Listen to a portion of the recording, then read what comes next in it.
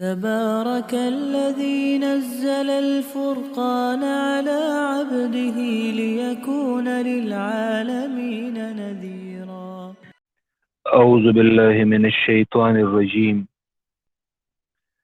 بسم الله الرحمن الرحيم. الحمد لله رب العالمين الرحمن الرحيم مالك يوم الدين إياك نعبد وإياك نستعين اهدنا الصراط المستقيم صراط الذين أنعمت عليهم غير المغضوب عليهم ولا الضالين آمين. سورۃ الفاتحہ کا مقصد العبادت للہ وحدہ، عبادت کا مستحق صرف اللہ ہے، عبادت کی جملہ اقسام کا مستحق صرف اللہ کی ذات ہے. یہ دعویٰ ثابت ہے آیت نمبر 4 ایاک نعبد و ایاک نستعین سے. سورت 3 حصوں میں تقسیم ہے. پہلا حصہ 3 آیات جس میں اللہ کے 5 نام، یہ اسماء خمسہ اور اللہ کی وحدانیت کا ذکر کیا گیا. پھر آیت نمبر 4 میں خالق اور مخلوق دونوں کا تذکرہ کیا گیا. جو تیسرا حصہ ہے اس میں اہدنا الصراط المستقیم کے حوالے سے ہم نے چند موضوعات پہ بحث کی. ایک تو اس آیت کا ماقبل آیت کے ساتھ ربط کہ دراصل ایاک نعبد و ایاک نستعین یہ اعتراف بندوں کی طرف سے یہی صراط مستقیم ہے، تو اس صراط مستقیم پر استقامت کی دعا ضروری ہے کہ اے اللہ ہم کہیں اس سیدھے راستے سے بھٹک نہ جائیں. یہ اہدنا الصراط المستقیم میں جو معنی کی اصلاح تھی وہ ہم نے کی کہ اہدنا یہاں پہ مراد ثبتنا، ہمیں مضبوط کر، ہمیں ثابت قدمی دے سیدھے راستے پر. صراط مستقیم کے قرآن مجید میں 3 مصداقات ہیں. توحید، جیسے ان اللہ ربی و ربکم فاعبدوہ ھذا صراط مستقیم، اسی سے مراد اتباع سنت کہ اے اللہ ہمیں سنت کی تابعداری پر استقامت عطا فرما. یاسین والقرآن الحکیم انک لمن المرسلین علی صراط مستقیم. اور تیسرا معنی قرآن مجید وَهَذَا صِرَاطُ رَبِّكَ مُسْتَقِيمًا سورہ انعام 126، وَأَنَّ هَذَا صِرَاطِي مُسْتَقِيمًا فَاتَّبِعُوهُ 153 سورۃ الانعام. پھر اس کے بعد ہم نے صراط مستقیم سے جو مانعین تھے، روکنے والے اور اس کی راہ میں رکاوٹ بننے والے، تو وہ ہم نے 3 ذکر کیے.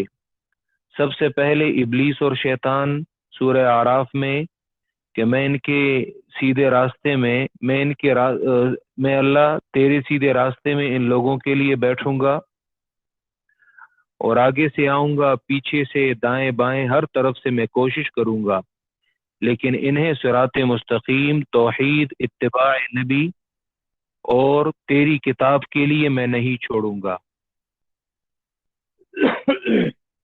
دوسرا مانعین میں سے وہ گمراہ پیر اور گمراہ مولوی علماء سورہ توبہ میں کہ بہت سے مولوی اور پیر وہ لوگوں کا مال باطل طریقوں سے کھاتے ہیں اور لوگوں کو اللہ کے راستے سے منع کرتے ہیں. سبیل اللہ، اللہ کا راستہ وہی صراط مستقیم. اور تیسرا جو سردار اور لیڈر ہوتے ہیں اور بڑے ہوتے ہیں وہ اللہ کی کتاب اور پیغمبر کی سنت میں رکاوٹ بنتے ہیں. سورہ احزاب 67 سے وہ ہم نے بیان کیا.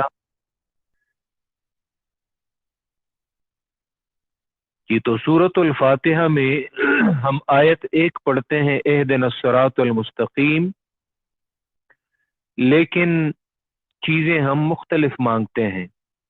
سب سے پہلے اے اللہ ہمیں اپنی عبادت پر استقامت عطا فرما کہ کہیں ہم تیری وحدانیت سے، کہ تیری توحید سے گمراہ نہ ہو جائیں، کہیں ہم اس راستے کو چھوڑ نہ بیٹھیں دوسرا یہ اے اللہ ہمیں اتباع سنت پر استقامت عطا فرما، اور تیسرا ہم یہ سوال مانگتے ہیں کہ اے اللہ ہمیں اپنی کتاب قرآن پر استقامت دے۔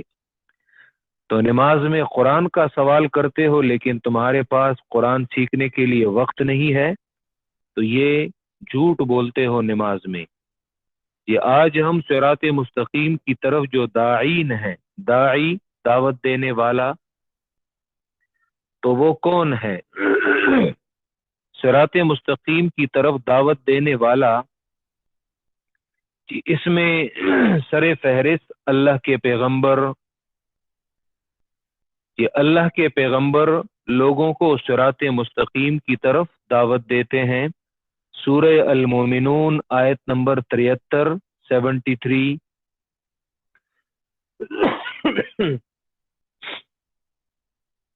سورہ المومنون آیت نمبر 73 پارہ نمبر 18 73۔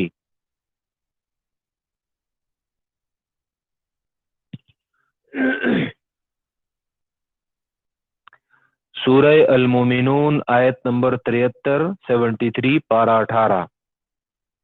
وَإِنَّكَ لَتَدْعُوهُمْ إِلَى صِرَاطٍ مُسْتَقِيمٍ، اور بے شک آپ اے پیغمبر ضرور دعوت دیتے ہیں ان لوگوں کو الی صراط مستقیم، سیدھے راستے کی طرف۔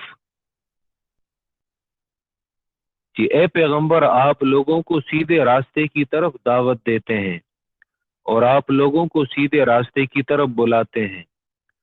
تو صراط مستقیم کی طرف داعی، بلانے والا، دعوت دینے والا کون ہے؟ وہ اللہ کے رسول صلی اللہ علیہ وسلم ہے۔ یہ تو جو کوئی ان کے نقش قدم پہ چلے گا تو یاد رکھیں وہ بھی لوگوں کو صراط مستقیم کی طرف دعوت دے گا۔ رسول اللہ کی دعوت کیا تھی؟ صراط مستقیم کی طرف۔ صراط مستقیم سے مراد کیا ہے؟ یہ رسول اللہ کی دعوت توحید کی طرف تھی، رسول اللہ کی دعوت اتباع رسول کی طرف تھی کہ ان کی تابعداری کی جائے، رسول اللہ کی دعوت قرآن کی جانب تھی کہ قرآن کے لیے آؤ، اسے سیکھو۔ خیرکم من تعلم القرآن وعلمہ۔ تو رسول اللہ کی دعوت وہ واضح ہے کہ وہ لوگوں کو سیدھے راستے کی طرف بلاتے تھے، توحید کی جانب، اتباع سنت کی جانب اور قرآن مجید کی جانب۔ اسی لیے موطا مالک میں روایت آتی ہے کہ اللہ کے رسول صلی اللہ علیہ وسلم دنیا سے وہ رخصت ہو رہے تھے اور آپ صلی اللہ علیہ وسلم نے فرمایا ترکت فیکم امرین، دو چیزیں میں تم میں چھوڑ کے جا رہا ہوں، لن تضلوا ما تمسکتم بہما، ہرگز گمراہ نہیں ہوگے جب تک تم ان دونوں چیزوں کو تھامے رہو گے۔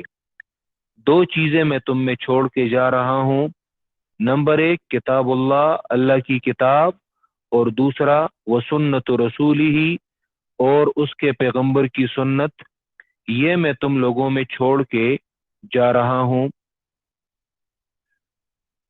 یہی جگہ یہ آیت نمبر 74 بھی ہم دوسرے عنوان کے تحت پڑھیں گے کہ صراط مستقیم سے ابھی یہیں پہ، لیکن اسے پھر دوسرے عنوان کے تحت درج کر دیں، لکھ لیں۔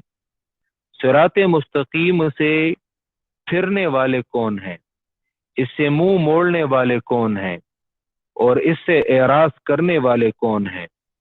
تو آیت نمبر 74 میں وہ بھی دیکھ لیں کہ وہ کون ہیں۔ وَإِنَّ الَّذِينَ لَا يُؤْمِنُونَ بِالْآخِرَةِ، اور بے شک وہ لوگ جو ایمان نہیں لاتے آخرت پر، عن الصراط، تو وہ سیدھے راستے سے، جو اس سے پہلے کی آیت میں اس کی طرف اللہ کے پیغمبر دعوت دیتے ہیں، تو وہ لوگ جو آخرت پر ایمان نہیں لاتے، عن الصراط، تو وہ سیدھے راستے سے لناکبون، اعراض کرتے ہیں، وہ سیدھے راستے سے منہ موڑتے ہیں۔ یعنی کہ قیامت نہ ماننے والا توحید سے انکار کرے گا، یہ قیامت نہ ماننے والا اتباع رسول سے منہ پھیرے گا، آخرت پر ایمان نہ لانے والا وہ قرآن کو اہمیت نہیں دے گا، اور جو لوگ آخرت پر ایمان رکھتے ہیں تو وہ توحید بھی مانتے ہیں، رسول کی سنت بھی مانتے ہیں اور قرآن کی تابعداری بھی کرتے ہیں. اسی طرح صراط مستقیم کی طرف دعوت دینے والے جو رسول اللہ کے پیروکار ہیں اور ان کی اتباع کرنے والے ہیں تو وہ بھی صراط مستقیم کی طرف دعوت دیتے ہیں. دیکھ لیں سورہ یوسف آیت نمبر 108، پارہ نمبر 13، سورہ یوسف کی آیت نمبر 108، 108.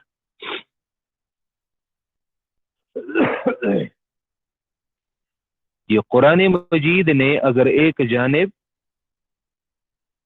صراط مستقیم سے مانعین ذکر کیے ہیں، رکاوٹیں ذکر کی ہیں، تو قرآن ساتھ میں اس کی طرف دعوت دینے والا وہ بھی ذکر کرتا ہے کہ سیدھے راستے کی طرف دعوت دینے والے کون ہیں. سورہ یوسف آیت نمبر 108، 108.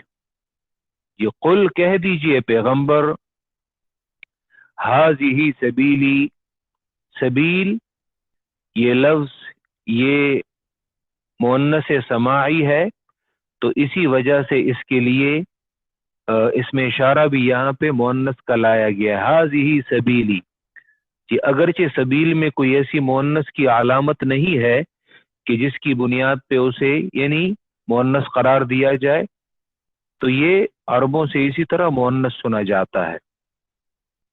ہذہ سبیلی، یہ میرا راستہ ہے، یہ میرا راستہ ہے، ادعو الی اللہ، میں اللہ کی طرف لوگوں کو بلاتا ہوں. یہ ادعو الی اللہ، میں اللہ کی طرف لوگوں کو بلاتا ہوں، یہ میرا راستہ ہے کہ میں اللہ کی طرف لوگوں کو بلاتا ہوں. ٹھیک ہے، یہ اللہ کی جانب یعنی اللہ کی توحید کی جانب، یہ اللہ کی جانب اس کی کتاب کی طرف، یہی میرا راستہ ہے.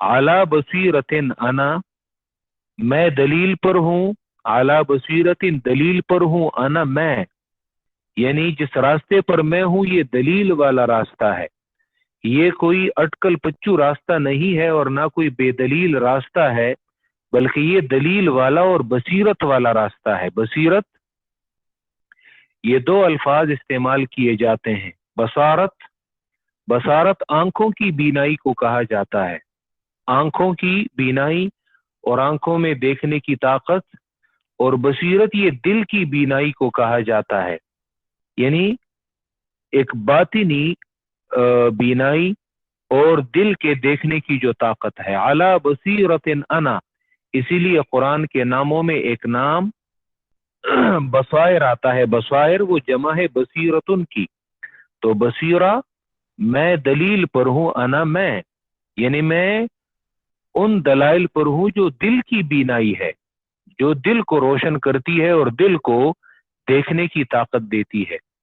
اعلی بصیرت انا، میں دلیل پر ہوں، ومن اتبعنی، اور جو لوگ میری تابعداری کرتے ہیں تو وہ بھی دلیل پر ہیں اور وہ بھی اللہ کی جانب دعوت دیتے ہیں اور اسی راستے کو وہ اپناتے ہیں.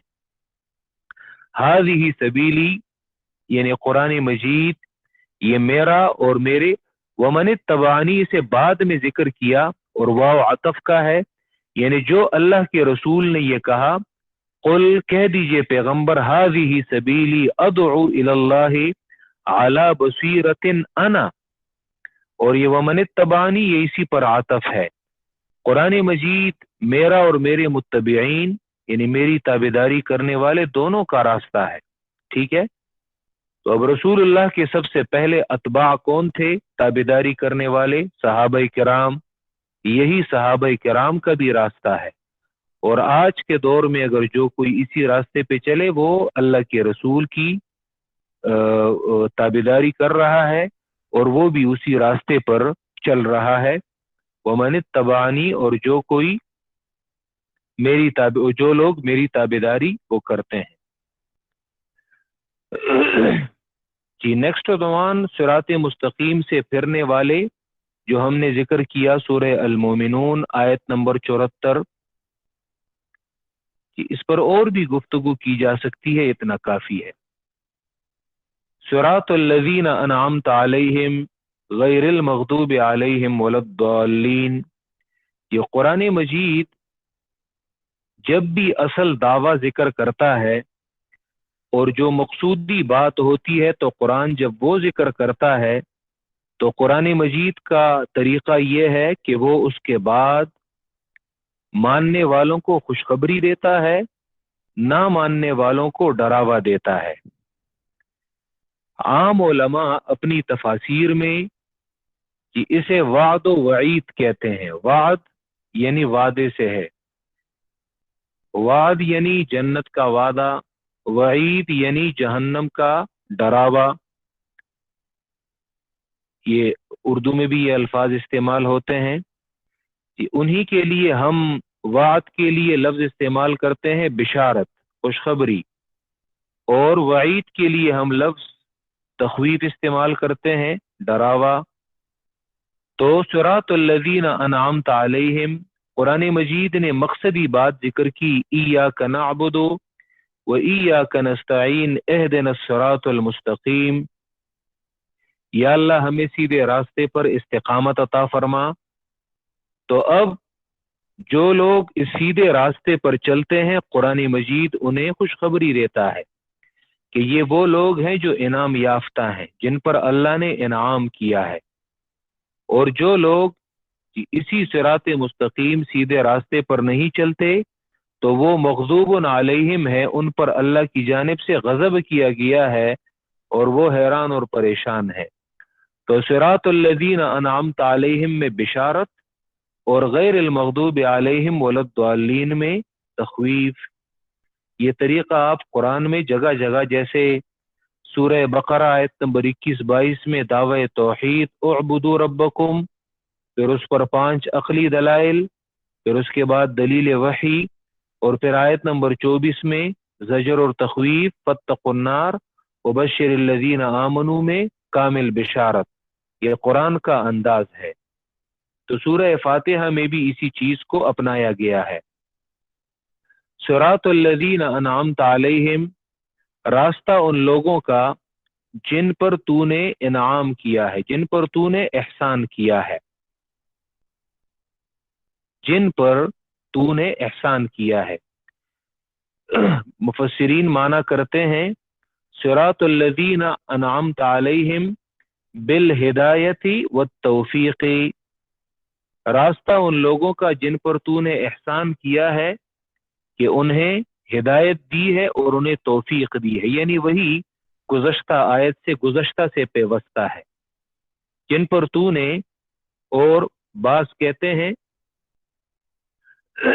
کہ اس سے مراد انعمت علیہم بالثبات علی الایمان والاستقامہ، کہ جن پر تو نے انعام کیا ہے کہ وہ ایمان پر استقامت اختیار کیے ہوئے ہیں، وہی گزشتہ سے یہ بھی پیوستہ ہے۔ راستہ ان لوگوں کا جن پر تو نے انعام کیا ہے۔ یہ قرآن مجید کا طریقہ یہ ہے، اور یہ الحمدللہ ہمارے درس میں ایک غالب انداز ہے کہ ہم قرآن مجید کے آیات کی تفسیر قرآن مجید کے ذریعے سے ہی کرتے ہیں، اور یہ قرآن مجید کا سب سے بہترین طریقہ ہے، تفسیر القرآن بالقرآن، کہ قرآن مجید کی آیت کی تفسیر قرآن مجید کے ذریعے سے ہی کی جائے۔ جی اگر آپ سے کوئی پوچھے کہ قرآن مجید کے جی آیت کی تفسیر، اس کی مثال دیں، تو وہ آپ سورہ الفاتحہ سے ہی دے سکتے ہیں، سورہ فاتحہ سے ہی دے سکتے ہیں۔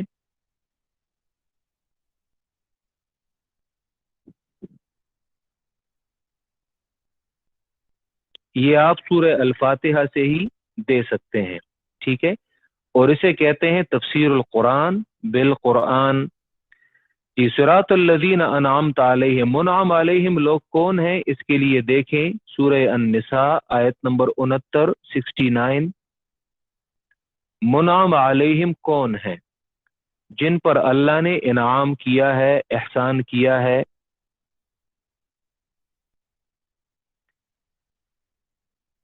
سورہ النساء آیت نمبر 69 69.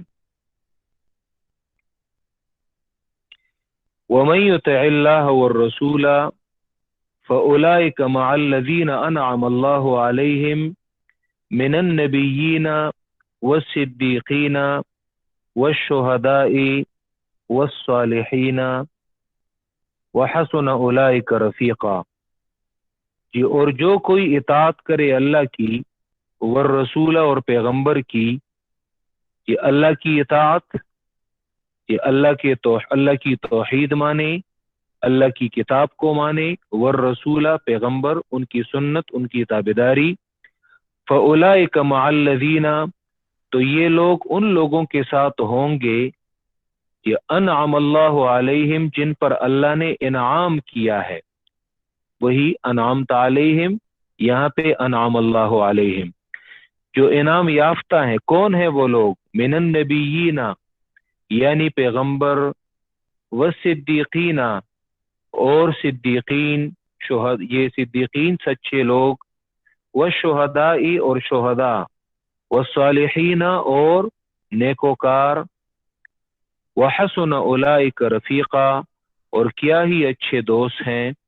یہ جو 4 قسم کے نام لیے گئے، کیا ہی اچھی رفاقت ہے ان کی اور کیا ہی اچھی دوستی ہے ان کی. تو قرآن مجید نے خود ان لوگوں کا ذکر کیا ہے، راستہ ان لوگوں کا جن پر تو نے انعام کیا ہے. غیر المغضوب علیہم ولا الضالین، نہ ان لوگوں کا راستہ، نہ ان لوگوں کا راستہ المغضوب علیہم جن پر غضب کیا گیا ہے، ولا الضالین اور نہ حیران اور پریشان لوگوں کا. یہ ترجمہ ہے غیر المغضوب علیہم نہ ان لوگوں کا راستہ جن پر غضب کیا گیا ہے، ولا الضالین اور نہ حیران اور پریشان لوگوں کا. یہاں پہ قرآن مجید مجھے اور آپ کو ایک ادب بھی سکھاتا ہے کہ الفاظ میں آپ نے ادب سے کام لینا ہے. جی انعمتا،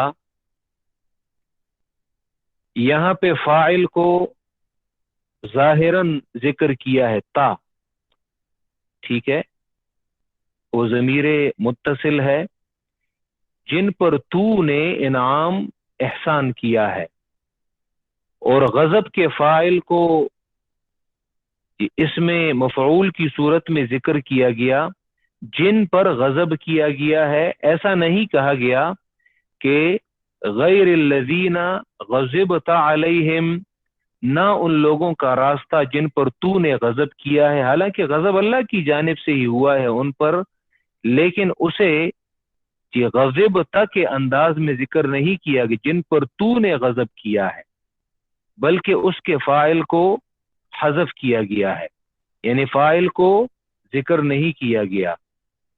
اس پر قرآن مجید تمہیں یہ ادب سکھاتا ہے کہ جب بھی کسی نیکی اور اچھائی اور اچھے پہلو کی نسبت ہو تو اس کی نسبت اللہ کی جانب کیا کرو، اور جب بھی کوئی برائی ہو، کوئی شر ہو، کسی برے فعل کی نسبت ہو تو در حقیقت وہ بھی اللہ ہی کی جانب سے ہوتی ہے، لیکن ادب کا تقاضا یہ نہیں ہے کہ تم اس کی نسبت بھی اللہ کی جانب وہ کر دو.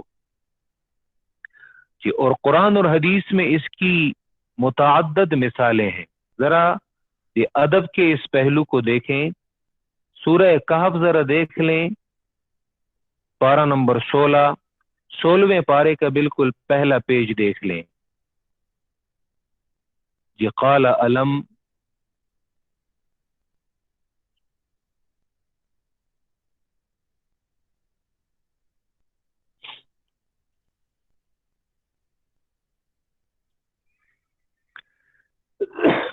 قرآن مجید اگر آپ اس سے ادب کے اس پہلو پر گفتگو کریں تو اس پر گھنٹوں لگ جائیں. دیکھیں آیت نمبر 71 9 से देख लें। हजरत खजिर ने हजरत मूसा के साथ जो चल रहे हैं, इंशाअल्लाह ये वाक़या तफसीली हम सूरतुल कहफ में पढ़ेंगे, और इस वाक़े से जो हमारे लिए बहुत सारे सबक वो इससे निकलते हैं, नसीहतें। दोनों चल रहे हैं, हजरत खजिर ने 3 काम किए हैं, और फिर हजरत मूसा एक एक काम के मुतालिक उनसे पूछते हैं, ये क्यों किया, ये क्यों किया, ये क्यों किया। ये अब उनके दरमियान, अब मैं और तुम दोनों नहीं चल सकते, तुम बार बार मुझसे पूछते हो, तो अब तुम्हें उन 3 कामों के बारे में बताता हूं। हजरत खजिर ने एक तो कश्ती को उसमें सुराख किया, तो उससे एक तख्ता निकाला था, लकड़ी निकाली थी, एक काम उन्होंने वो किया था। एक उन्होंने एक लड़के को कत्ल किया था, और तीसरा उन्होंने दीवार सीधी की थी।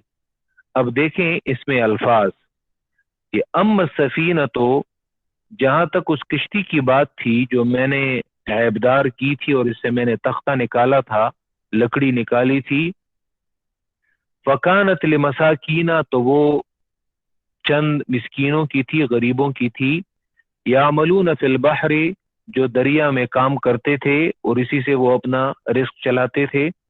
फ़अरदतु अन अईबहा, अब यहाँ पे देखें फ़अरदतु, तो मैंने इरादा किया, अन अईबहा, कि मैं इस किश्ती में ऐब पैदा करूं, ताकि वो बादशाह के नाजायज टैक्स से वो बच सके, और बादशाह उनसे कोई वो राहगुजारी जो है वो ना ले।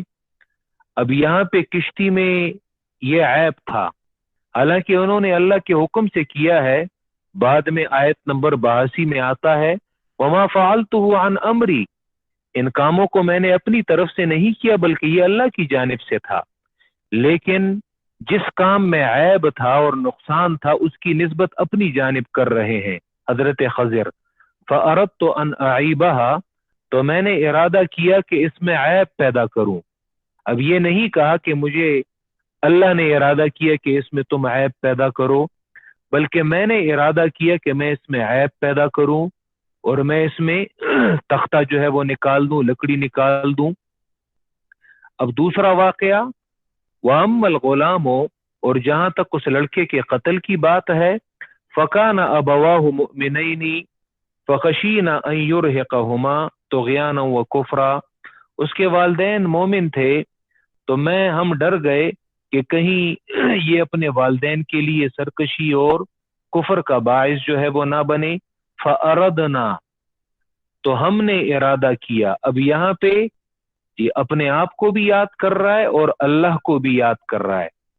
फ़अरदना अन युब्दिलहुमा, क्योंकि इसमें इस लड़के के कत्ल करने में, बज़ाहिर कत्ल करना वो एक नुकसान था, लेकिन उसके बदले में वालिदैन को एक खैर भी मिलना था, तो उसमें आधा आधा था, तो इसीलिए फ़अरदना, हमने इरादा किया। अपनी जानिब भी निस्बत कर रहा है और साथ में रब की जानिब भी निस्बत कर रहा है। और जहां दीवार सीधी करने में सिर्फ खैर ही खैर था, तो अब देखें आयत नंबर 82, व अम्मल जिदारो, और जहां तक दीवार की बात है, फकान लिगुलामैन यतीमैन फिल मदीनती, तो वो शहर में 2 यतीम लड़कों की थी। वकान तहतहु कंजुल लहुमा, और उसके नीचे उन दोनों यतीम लड़कों का खजाना था। वकान अबूहुमा सालिहा, और उनका बाप वो नेक शख्स था। फ़अराद रब्बुका, तो तुम्हारे रब ने इरादा किया। अब यहाँ पे बिल्कुल अपने आप को इस सिरे से निकाल दिया, दीवार तो इन्होंने सीधी की है, तो तेरे रब ने इरादा किया अन यबलुगा अशुद्धहुमा, कि वो बालिग हो जाए, अपनी उम्र को पहुंच जाए और फिर अपने खजाने को निकाल लें।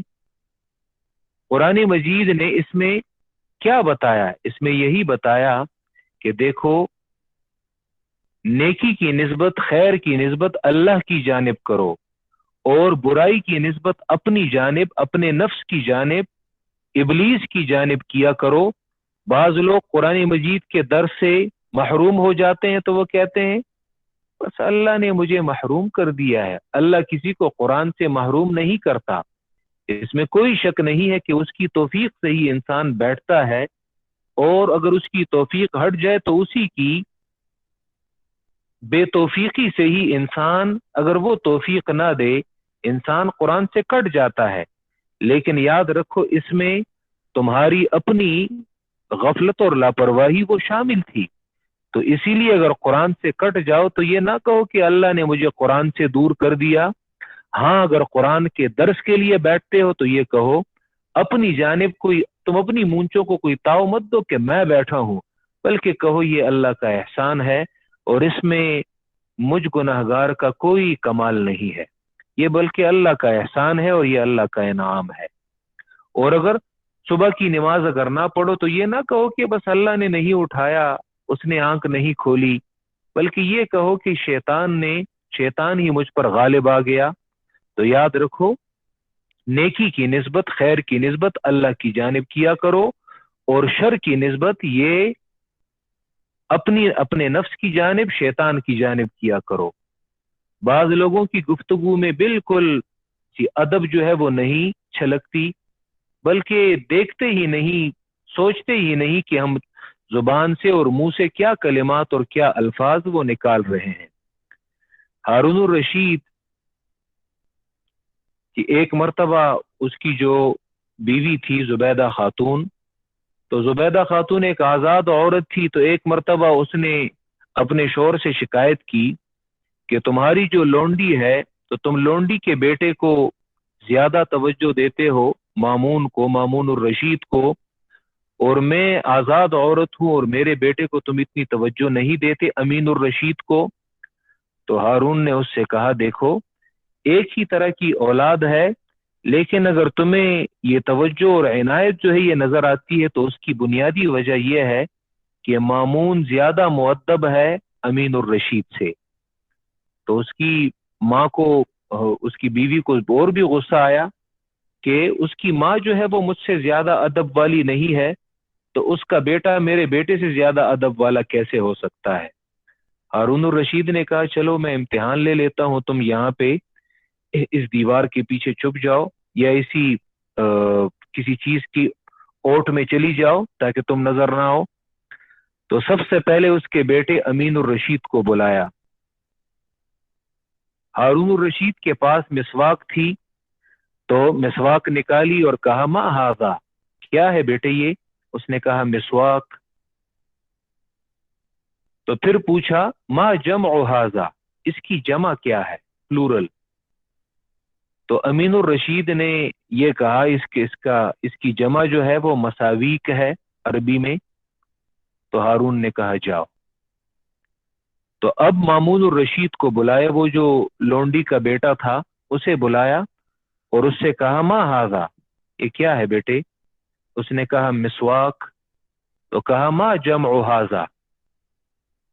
تو اس نے مساویک کہنے سے پہلے، کیونکہ مساویک میم سین الف واو یا اور کاف، اس میں کوئی شک نہیں کہ یہ مسواک کی جمع ہے، لیکن عربی میں مساوی کہتے ہیں برائیوں کو، سو سے ہے برائیوں کو کہتے ہیں، اور کا خطاب کے لیے آتا ہے، تو مساوی کا تیرے گناہ۔ تو بظاہر اس میں ایک بے ادبی تھی کہ میں ایسا لفظ استعمال کروں، اور میں تو بظاہر اپنے والد سے مخاطب ہوں، اور میں یہ کہوں کہ مساوی کا یعنی تمہارے گناہ، تو میں کس سے باتیں کر رہا ہوں؟ اپنے والد سے، تو یہ بے ادبی ہے۔ تو اپنے والد سے کہا ضد و محاسن کا، جی آپ کی اچھائیوں کا جو متضاد ہے وہ مسواک کی جمع ہے۔ تو اس سے کہا جاؤ۔ زبیدہ سے پوچھا، زبیدہ سے کہا دیکھ لیا ضد و محاسن کا۔ تو بعض لوگ باتوں کو سوچتے نہیں ہیں لیکن منہ سے الفاظ نکالتے ہیں کہ بڑوں کے ساتھ کیسی بات کرنی ہے، چھوٹوں کے ساتھ کیسی بات کرنی ہے، کس موقع اور کس محل میں کیا بات کرنی ہے۔ ہم بات پہلے کرتے ہیں اور سوچتے بعد میں ہیں۔ تو اسی لیے قرآن مجید تمہیں یہ ادب سکھاتا ہے کہ یاد رکھو اچھائی کی نسبت اور خیر کی نسبت اللہ کی جانب کرو، اور برائی کی نسبت یہ اپنی جانب کرو۔ صراط الذین انعمت علیہم، راستہ ان لوگوں کا جن پر تو نے احسان کیا ہے، غیر المغضوب علیہم ولا الضالین، نہ ان لوگوں کا راستہ جن پر غضب کیا گیا ہے वलद्दालीन, और ना हैरान और परेशान लोगों का। ये कुरान मजीद ने यहाँ पे सूरह फातिहा में लोगों को 3 ग्रोहों में तकसीम किया है। बाज लोगों पर शेखी इतनी गालिब आ जाती है कि वो कहते हैं हम किसी को बुरा नहीं कह सकते, और ये तमाम एक जैसे लोग हैं। तो जब जो कोई ये कहता है तो उसे कहो कि इससे ये पता चला कि तुम सूरह फातिहा को सिरे से समझते ही नहीं हो, कि अगर तमाम एक ही कैटेगरी के लोग हैं तो फिर सूरह फातिहा में ये फिरकवारियत तुम क्यों इख्तियार करते हो कि ए अल्लाह 3 इंसानों में 3 किस्म के लोग हैं, कि एक तो वो हैं जिन पर तूने इनाम और एहसान किया है, ए अल्लाह हमें उन लोगों के रास्ते पर इस्तिकामत अता फरमा। ये एक ग्रोह जो है ये ठीक है, इनके रास्ते पे हमें इस्तिकामत दे, तौफीक दे। और ये 2 ग्रोह जो है ये अच्छे नहीं हैं, जिन पर गजब किया गया है और जो हैरान और परेशान और गुमराह हैं, ए अल्लाह हमें उन लोगों के रास्ते से बचा। तो फिर उससे कहो कि फिर सूरह फातिहा में इंसानों को 3 ग्रोहों में तकसीम ना किया करो, तुम तो खुद इंसानों को तकसीम कर रहे हो। याद रखो ये लाइल्मी और ये जहालत की बातें हैं। सूरह फातिहा में लोगों को 3 अक़साम में तकसीम किया गया है कि अनअमत अलैहिम, इससे मुराद आलिम बाअमल है, आलिम बाअमल, मिनन नबिय्यीन वस्सिद्दीकीन वश्शुहदा वस्सालिहीन, वो लोग जिनके पास इल्म है और वो अपने इल्म पर अमल भी करने वाले हैं। ठीक है। अल्लामा इब्न क़य्यिम ने मदारिजुस सालिकीन में इसी सूरह फातिहा पे उन्होंने गुफ्तगू की है। वैसे आयत तो इय्याका नअबुदु व इय्याका नस्तईन पे, लेकिन साथ में सूरह फातिहा पे भी उन्होंने डिस्कशन की है। तो वो कहते हैं फन क़समन नासा बिहसब मारिफतिल हक़ वल अमल बिही इला हाज़िहिल अक़साम सलासा, लोगों को हक की मारिफत और उस पर अमल करना, इसके एतबार से लोगों को 3 अक़साम में तकसीम किया गया है।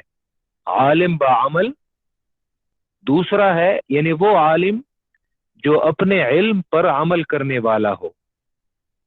तो अनअमत अलैहिम में इसी किस्म के उलमा, इसी किस्म के लोग मुराद हैं कि जिनके पास इल्म है और वो अपने इल्म पर अमल भी करते हैं। दूसरा है मग़ज़ूबुन अलैहिम, आलिम है लेकिन बिला अमल है। आलिम बिला अमल, वो आलिम जिसके पास हक का इल्म तो है, जो बावजूद हक जानने के अपने इल्म पर अमल करने वाला नहीं है, बल्कि अपनी ख्वाहिश के पीछे चलने वाला है। तो मग़ज़ूबुन अलैहिम में इस किस्म के उलमा की तरफ इशारा है कि जिनके पास इल्म तो है लेकिन अपने इल्म पर अमल करने वाले नहीं।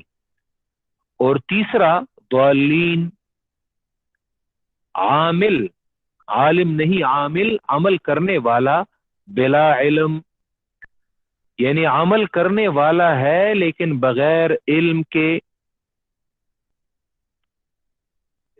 2 दिन पहले एक जगह पे मौजूद थे, तो वहां पे एक लड़के को मैंने कुरान मजीद को बैठने की तरगीब दी कि कुरान सीखो। तो उसने कहा इसलिए नहीं सीखता कि फिर अमल करना जो है वो पड़ेगा। तो मैंने उससे कहा कि मतलब ये कि तुम नमाज नहीं पढ़ते? उसने कहा पढ़ता तो हूँ। तो मैंने कहा भी तुमने कहा कि फिर इल्म इस वजह से नहीं सीखता कि फिर मुझे अमल करना पड़ेगा, तो ये नमाज भी अमल ही है, तो तुम तो नमाज पढ़ रहे हो, इसका मतलब है कि तुम रोजा नहीं रखते। उसने कहा नहीं रखता तो हूँ। तो मैंने कहा ये तुम्हारी बातों में ये तजाद कैसे? अल्लाह के बंदे, कि अगर तुमने कुरान मजीद का इल्म नहीं सीखा तो बगैर इल्म के अगर तुम अमल करोगे तो याद रखो तुम्हें अमल का पता नहीं चलेगा कि तुम ठीक अमल कर रहे हो या बुरा अमल कर रहे हो। अमल करना तो तुम पर लाजिम है बहैसियत मुसलमान। और दूसरी बात ये کہ کل کو اگر تم سے اللہ پوچھے گا تو اگر علم کیا ہوگا اور اس علم پہ عمل نہیں کیا ہوگا تو چلو ٹھیک ہے، تم ایک گناہ سے بچ گئے کہ تم نے علم تو حاصل کیا تھا لیکن عمل نہیں کیا تھا. لیکن اگر تم علم بھی حاصل نہیں کرتے اور بغیر علم کے عمل بھی کرتے ہو تو تم دو گناہ جو ہے وہ مجرم ہو. علم کے بارے میں بھی پوچھا جائے گا کہ تم نے اپنے آپ کو، تم نے علم کیوں حاصل نہیں کیا، اور دوسرا یہ کہ تم نے بنیاد پہ، اور تم نے جہالت کی بنیاد پہ عمل کیوں کیا ہے. تو میں نے کہا تم ڈبل گناہگار ہوگے. تو اسی وجہ سے علم اور عمل یہ دونوں ضروری ہیں. ٹھیک ہے.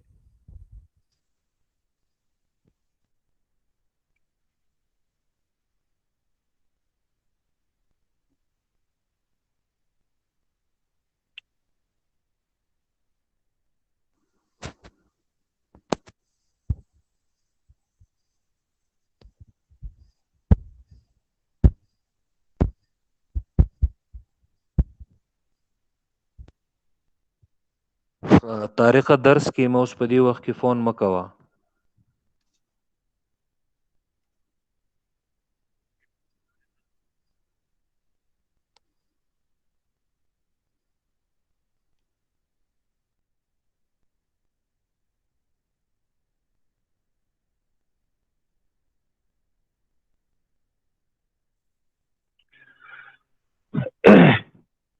کہ تو جو شخص علم حاصل نہیں کرتا اور بغیر علم کے وہ عمل کرتا ہے تو یہ ڈبل مجرم ہے.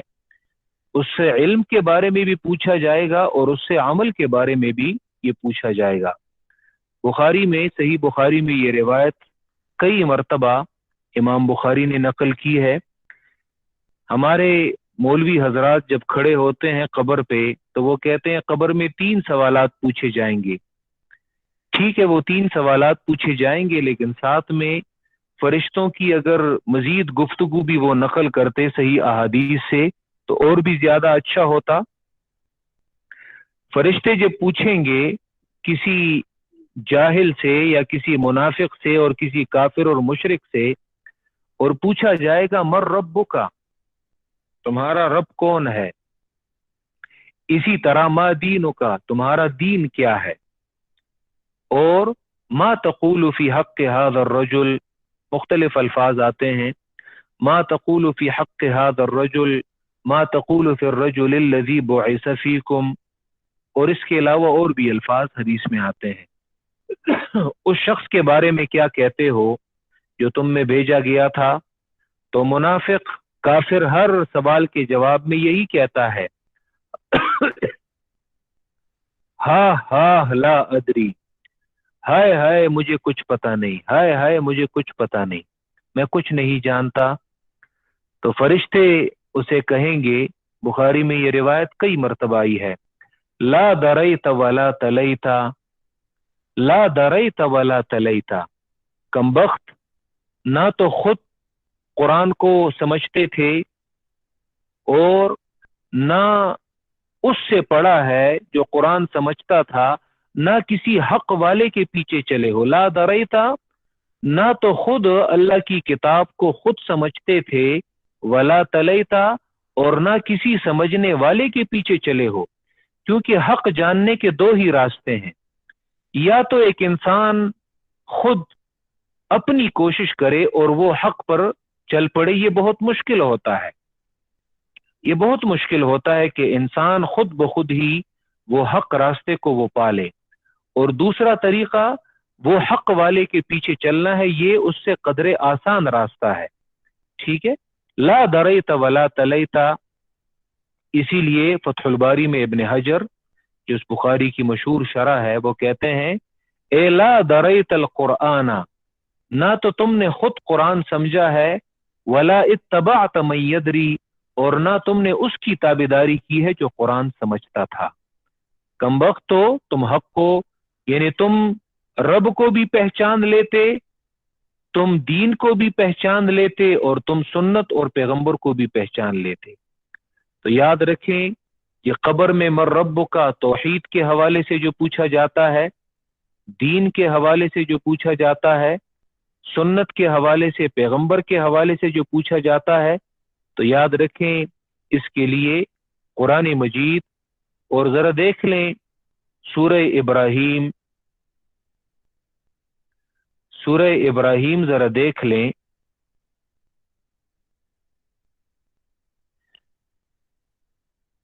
پارہ نمبر 13،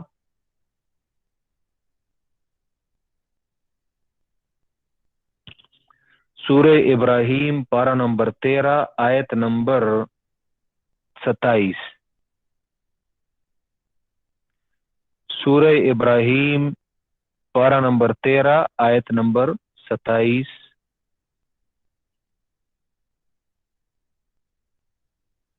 اور اسی پر انشاءاللہ اسے ختم بھی کرتے ہیں۔ سورہ ابراہیم پارہ نمبر 13 آیت نمبر 27، 27۔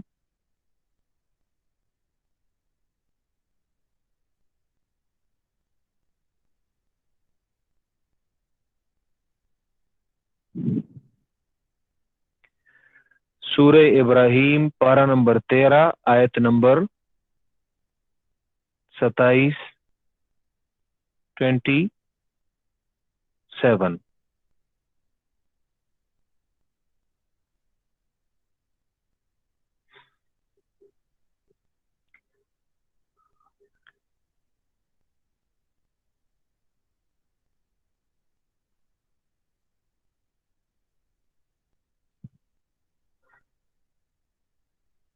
کہ سورہ ابراہیم پارہ نمبر 13 اور آیت نمبر 27۔ یثبت اللہ الذین آمنوا بالقول الثابت فی الحیاۃ الدنیا وفی الآخرہ۔ یثبت اللہ الذین آمنوا بالقول الثابت فی الحیاۃ الدنیا وفی الآخرہ ویضل اللہ الظالمین وَيَفْعَلُ اللَّهُ مَا يَشَاءُ۔ یہاں پہ جو آیت، جو جملہ ہمارا مقصود ہے وہ ہے بالقول الثابت۔ یہاں پہ جو مقصدی جملہ ہے وہ ہمارا وہ ہے بالقول الثابت۔ جی، یثبت اللہ الذین آمنوا بالقول الثابت فی الحیات الدنیا وفی الآخرہ۔ مضبوط کرتا ہے اللہ ان لوگوں کو جو ایمان لائے ہیں۔ اس سے پہلے کی آیت میں توحید وہ گزرا، کلمہ طیبہ۔ مضبوط کرتا ہے اللہ ایمان والوں کو بالقول الثابت، مضبوط قول کے ساتھ، فی الحیات الدنیا، دنیا کی زندگی میں بھی، وفی الآخرہ اور آخرت کی زندگی میں بھی۔ بالقول الثابت، مفسرین نے یہاں پہ بالقول الثابت کے دو میننگ کیے ہیں، دو میننگ وہ کیے ہیں۔ بالقول الثابت سے مراد قرآن مجید، مضبوط کرتا ہے اللہ ایمان والوں کو بالقول الثابت، قرآن مجید کے ذریعے، فی الحیات الدنیا، دنیا کی زندگی میں، وفی الآخرہ اور آخرت کی زندگی میں۔ دنیا کی زندگی میں اور آخرت سے مراد یہاں پہ قبر بھی ہے۔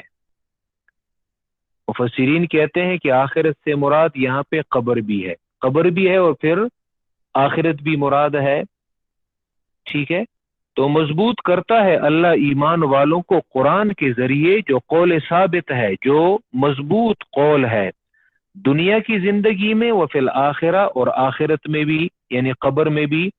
براء ابن عازب رضی اللہ تعالیٰ عنہ وہ فرماتے ہیں کہ وفی الآخرت سے مراد یہاں پہ قبر کا، اور یہ بخاری اور مسلم کی روایت ہے۔ براء ابن عازب صحابی وہ فرماتے ہیں وفی الآخرت سے مراد یہاں پہ قبر کا وہ سوال و جواب ہے۔ ٹھیک ہے، تو اب معنی کیا ہوا؟ قول ثابت سے مراد قرآن مجید ہے، مضبوط کرتا ہے اللہ ایمان والوں کو بالقول الثابت، مضبوط قول کے ذریعے فی الحیات دنیا، دنیا کی زندگی میں، یعنی دنیا کی زندگی میں اگر تم استقامت چاہتے ہو تو تم نے اس قول ثابت کو سیکھنا ہے اور اس پر عمل کرنا ہے۔ دنیا کی زندگی میں اگر تم ایمان پر استقامت چاہتے ہو تو اسی قول ثابت، اسی قرآن مجید کو، اس مضبوط قول کو تم نے اختیار کرنا ہے۔ اور اگر قبر میں سوال اور جواب کے موقع پر تم نے یثبتو، تم نے ثابت قدمی دکھانی ہے اور تم نے استقامت اختیار کرنی ہے کہ تمہاری زبان وہاں پہ لڑکھڑائے نہ، اور تمہارا وہ جو امتحان ہے وہ صحیح طور سے نکلے، تو یاد رکھو بالقول الثابت، وہ جو مضبوط قول ہے، تمام مفسرین یہاں پہ کہتے ہیں قول ثابت سے مراد قرآن مجید ہے۔ اس میں دیگر معنی بھی ہیں، ایک معنی جس پر تمام کا اتفاق ہے، اس سے مراد قول ثابت سے قرآن مجید۔ تو قبر میں جو یہ پوچھا جاتا ہے کہ لا دریت ولا تلیتا، نہ خود حق کو سمجھتے تھے اور نہ اس کی تابعداری کی ہے کہ جو حق کو سمجھتا تھا تو تم حق کو جان لیتے۔ صراط الذین انعمت علیہم، راستہ ان لوگوں کا جن پر تو نے احسان کیا ہے، نہ ان لوگوں کا راستہ جن پر غضب کیا گیا ہے، ولا الضالین، اور نہ حیران اور پریشان لوگوں کا کہ ہم کس کی مانیں۔ بعض ہوتے ہیں کہ وہ کہتے ہیں ہم کس کی مانیں، تو جو یہ کہتا ہے اصل میں یہ اسی شخص کی بات ہے کہ جس بیچارے نے قرآن مجید نہیں پڑھا۔ تو ہمیشہ وہ مولویوں کی انہی باتوں پہ کہ اگر فیس بک پہ یا یوٹیوب پہ کسی ایک مولوی کی تقریر سن لی، باتیں سن لی، اب یہ ایک طرح کی بات کرتا ہے، دوسرے وقت میں دوسری کی سنی، اب یہ اس کے بالکل اگینسٹ بات کر رہا ہے۔ یاد رکھیں مسلمان جب تک اللہ کی کتاب کو سمجھے گا نہیں، وہ اسی حیرانی اور پریشانی کے عالم میں پڑا رہے گا۔ الحمدللہ یہ بات یہ ہم کب کی بلا چکے ہیں، وجہ یہ ہے کہ قرآن مجید انسان پڑھ لے، انسان بصیرت والا ہو جاتا ہے، دلیل پر ہو جاتا ہے، تو پھر انسان کو اس بات کرنے کی گنجائش باقی نہیں رہتی۔ اور جو قرآن سے لا علم ہے، قرآن مجید سے غافل ہیں اور اس کے علم کو انہوں نے نہیں سیکھا، تو پوری عمر گزر جاتی ہے، تمام زندگی گزر جاتی ہے، اور وہ بیچارے اس مخمصے سے نہیں نکلتے کہ ہم کس کی مانیں۔ وللضالین، حالانکہ سورہ فاتحہ میں وہ انہی لوگوں کی خود تردید کرتا ہے کہ اے اللہ ہمیں حیران اور پریشان لوگوں سے بچا، اور خود حیران اور پریشان ہے۔ جی آخر میں آمین، آمین جی اسے کہتے ہیں اسم فعل۔ اسم فعل کیا معنی؟ یعنی اسم فعل یہ وہ الفاظ ہوتے ہیں جو بظاہر اسم ہوتے ہیں لیکن معنی ان کا فعل کا ہوتا ہے۔ تو آمین یہ بظاہر اسم ہے لیکن معنی اس کا فعل کا ہے، فعل امر کا۔ تو آمین کا معنی ہے جی اللہم استجب، جی اے اللہ اس دعا کو قبول فرما، جی اللہم استجب، استجب اے اللہ اس سوال کو قبول فرما۔ اسی لیے مقتدی جب کہتا ہے یا ایک شخص جو دعا مانگ رہا ہوتا ہے اور دوسرا اس پر آمین کہتا ہے، تو آمین کہنے والا گویا کہ اس نے بھی وہ دعا وہ مانگی ہوتی ہے۔ ایک شخص اگر دعا مانگتا ہے دوسرا اس پر آمین کہتا ہے تو یہ ایسے ہے کہ آمین کہنے والے نے بھی یہی دعا مانگی ہے کہ اے اللہ اس دعا کو قبول فرما۔ ٹھیک ہے، اب یہاں پہ ہم وہ گفتگو نہیں کرتے، فی الحال یہ قبل از وقت ہے کہ آمین جہر سے کہنا چاہیے، آمین کو بسر کہنا چاہیے۔ اس ملک میں اور بھی بہت سارے مسائل ہیں، اس سے بڑے بڑے مسائل ہیں، ٹھیک ہے، اور وہ یہ ہے کہ لوگوں کے عقیدے خراب ہیں، لوگ بدعات میں مبتلا ہیں، اسی لیے بجائے اس کے کہ ہم ان فروعی اختلافات میں پڑھیں تو اس ملک میں آمین اخفا کے ساتھ کہا جاتا ہے، چھپے طور سے کہا جاتا ہے، سر آہستہ سے کہا جاتا ہے، جہر سے نہیں کہا جاتا، اور یاد رکھیں یہی افضل ہے، یہی افضل ہے۔